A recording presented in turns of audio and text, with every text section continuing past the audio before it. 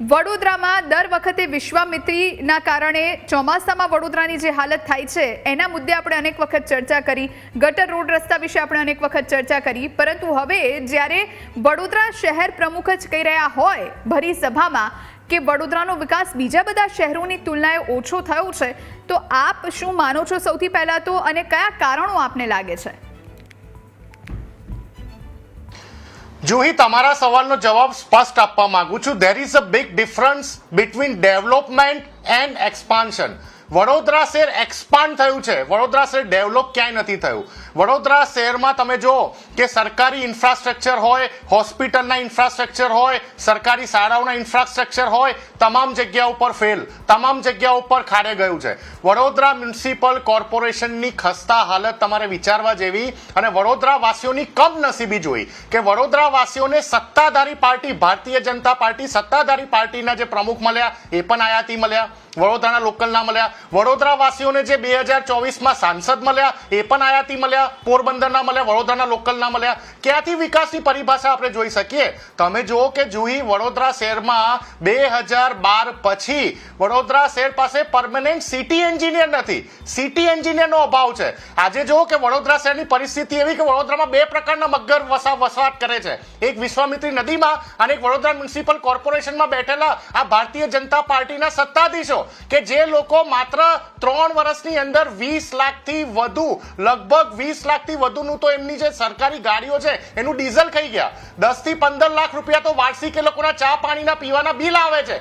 વિચારવા જેવી હાલત કે 2024માં વડોદરામાં 21 વર્ષની એક યુવતી જેનું મોત થાય કોલેરાથી, અને કયા પાણીથી? જે પાણીમાં ગટરનું પાણી મિક્સ થતું હોય, આવી હાલતમાં 21 વર્ષીય આશાસ્પદ યુવતીનું મૃત્યુ થતું હોય. વડોદરા શહેરની હાલત એવી કે ખાડાના કારણે હમણાં 6 મહિના પહેલા 39 વર્ષીય એક યુવાન ગરીબ રિક્ષા ચાલકનું મૃત્યુ થઈ ગયું. વડોદરા શહેરની તમે કમનસીબી જુઓ કે હમણાં માનનીય ભૂપેન્દ્રભાઈ પટેલનો કાર્યક્રમ હતો અને એમાં કોણ હાજર હતું? હરણી બોટકાંડના મુખ્ય આરોપી ગોપાલ શાહ. વડોદરા શહેરમાં જે હરણી બોટકાંડ થયું ના 20 આરોપીઓ ખુલ્લેઆમ ફરી રહ્યા છે, એક પણ વ્યક્તિને સજા નથી થઈ, અને માનનીય મુખ્યમંત્રીશ્રીના કાર્યક્રમમાં એની હાજરી.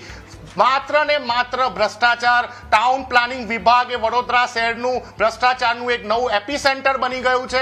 તમે જો કે જ્યારે ટાઉન પ્લાનિંગનો વિષય આવતો હોય તો એમના માનીતા બિલ્ડરોને આજ વડોદરા મહાનગરપાલિકા નોટિસ આપે, અને આજ વડોદરા મહાનગરપાલિકા પાછલા બારણેથી એમને બચાવી પણ લે. વિશ્વામિત્રીની વાત કરીએ જોઈ તો ગત વર્ષે વડોદરા શહેરમાં 2 મહિનામાં 3 વખત પૂર આવ્યા. વિશ્વામિત્રીના નામે, એને ઊંડી કરવાની, પહોળી કરવાના નામે 140 કરોડ રૂપિયા ખર્ચી મારે વડોદરા મ્યુનિસિપલ કોર્પોરેશનના સત્તાધીશો. શું થયું? બધું પાણીમાં. હમણાં વડોદરામાં ગયા અઠવાડિયે જે વરસાદની પરિસ્થિતિ ગુજરાતમાં હતી, ચોથી વખત પૂર આવતું રહી ગયું, તો પણ નીચાણવાળા વિસ્તારમાં તો પાણી આવી જ ગયા હતા. તમે સુરતમાં જુઓ, તમે અમદાવાદમાં, તમે ટ્રાન્સપોર્ટેશનની ફેસિલિટી જુઓ, તમે લોકલ ટ્રાન્સપોર્ટેશનની હાલત જુઓ. વડોદરા શહેરમાં બસો નથી, જે બસ છે એ પણ નિયમિત રૂટ ઉપર ચાલી નથી રહી, લોકોને પબ્લિક ટ્રાન્સપોર્ટેશન નથી મળ્યું. વડોદરા શહેરમાં 8 વર્ષ પહેલા આ ભારતીય જનતા પાર્ટીના મળતિયાઓએ મોટા ઉપાડે ઇન્ટરનેશનલ એરપોર્ટ બનાવી દીધું. જુહી, ઇન્ટરનેશનલ એરપોર્ટ, અને એવું ઇન્ટરનેશનલ એરપોર્ટ કે 8 વર્ષ પછી પણ